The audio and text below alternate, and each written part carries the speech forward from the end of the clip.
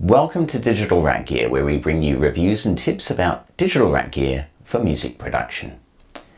For those of you who have been keeping an eye on the Roland and Boss sites recently, you'll know that Guitar Synth is quite the thing. In fact, Roland have a lot of guitar synths currently on the market, and some of them go back quite a few years, but there are some new product offerings that have just been released as well, and I have some views on those product offerings. I think they're more of an evolution than a revolution, but they are quite amazing in what they can do. Of course, Roland has pretty much a 30-year history, I think it's 30 years now, of guitar synth technology and experience behind it, and therefore it's got a lot to capitalize on. So what we're going to talk about in this video is the Boss SE70 and the guitar synth in the SE70 that you were hearing in the demo at the start of this video. For those of you who are not familiar with the guitar synth, this should be a bit of a revelation and hopefully something that will spur some interest and for you to explore this functionality further. Some of you may be surprised that the SE70 has an excellent guitar synth. All of the guitar and bass sounds on the demo that I had at the start of this video were all done direct into the SE70. I just plugged the guitar or the bass into the SE70 and then straight from the SE70 into my Mark of the Unicorn sound card, and there was no additional processing on there. The drums also had no processing whatsoever. There's probably a bit of reverb from the room, because I had a room mic, but other than that it is effect free. And you can probably tell that I'm not a great drummer, but this isn't a Pete Thorne video, so you're just getting me. So those are direct bass and guitar sounds from the SE70, and there were two guitar synth sounds for you to have a listen to what the SE70 can do, or at least my replication of what it could do for Fanfare of the Common Man.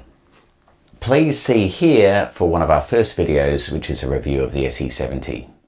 In the SE70 there are 4 guitar multis, and the guitar synth is effectively a 5th multi-effect chain. So let's have a look at what is in that effects chain. So from your input, which has to be on the left-hand input, it goes into the guitar synth and a synth equalizer running in parallel with guitar effects, a compressor limiter, overdrive, distortion, guitar amp sim and noise suppressor. And these two parallel signals are then fed into a mixer, which then feeds a delay, chorus and reverb. And these last 3 effects are all in stereo. And you can just have the guitar synth on simply by switching off the other effects in the selection at the start of the SE70's chain of parameters, or you can simply use the mixer to mix the guitar synth to 100%.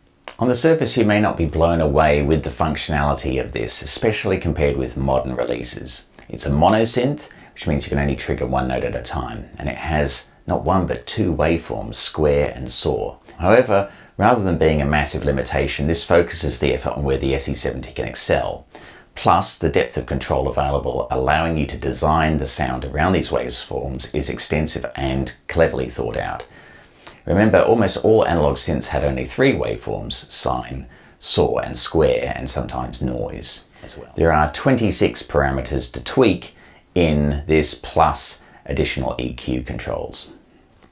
So if you're willing to try, these can definitely replicate many classic synth sounds with the 2 waveforms the SE70 has, which are easy to access. The art is in tweaking this to really sum up the feeling of the original sounds from a known artist, or perhaps even an original, soon-to-be iconic sound of your own. So let's have a look at these 26 parameters. So it's worthwhile considering these in groups, so let's review it in those terms. There are 2 control settings, 3 for waveform and pitch. There are 3 level of mix controls. Portamento and vibrato have 2 parameters each. Filter controls have 8 parameters and amplifier controls 5. There's also a hold setting. You can put it into a more synthesizer-friendly view of 5 oscillator controls, 4 modifier controls, 8 filter controls and 5 amplifier controls, plus mixing capability. There are also 9 EQ settings post the synth. Please click the link in the description box below if you're interested in more content around the SE70, and that way I'll be able to know if there's some interest in me designing a course around sound design and use of the SE70. Particularly comment if you really liked the sounds that I designed here. I'm really interested to get your feedback and what you think of them. I'll then consider whether it's worth going to the trouble of building something to help get the most out of the SE70. Here is a summary of the pros and cons of the guitar synth in the SE70. It's a very good replication of monosynth sounds, enabling you to replicate classic songs or make up your own classic anthemic leads. It tracks well and allows for blending of normal guitar and synth sounds. The sub-oscillator is particularly good, and there are very good filter controls, and the portmanteau is a lot of fun. On the con side, it does allow you to only play one note at a time, and playing two will result in a glitching sound as it tries to track between the two sounds. The output of your guitar is going to have quite an impact on your ability to use this synth. Using single coils doesn't give you the best results. You need humbuckers or high output pickups. So you'll see in the demo I was actually having to pluck quite hard on the Telecaster. And the last con is that there are limited parameters able to be tweaked in real time. Also, it doesn't output MIDI note data. That was wildly optimistic of me to think it would, but if you want MIDI note data, you might want to look at the Fishman Triple Play or other alternatives which may output note data. Remember, the synth in the SE70 should be considered in context with the whole effects unit, which performs wonderfully for a huge variety of instruments and applications. Tricks for young players. This will help improve your picking and playing accuracy. Attention to your picking with clear and articulate plucks will give you the best results, and sloppy playing will be revealed for what it is. Thank you for watching this episode of Digital Rack Gear.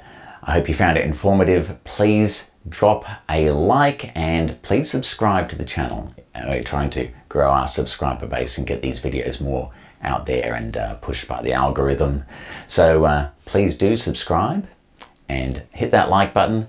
Drop a comment below. I'm actually really fascinated to hear of your experience with the guitar synth in the SE70, and hopefully this has inspired you to explore it some more. Thanks for tuning in to Digital Rack Gear.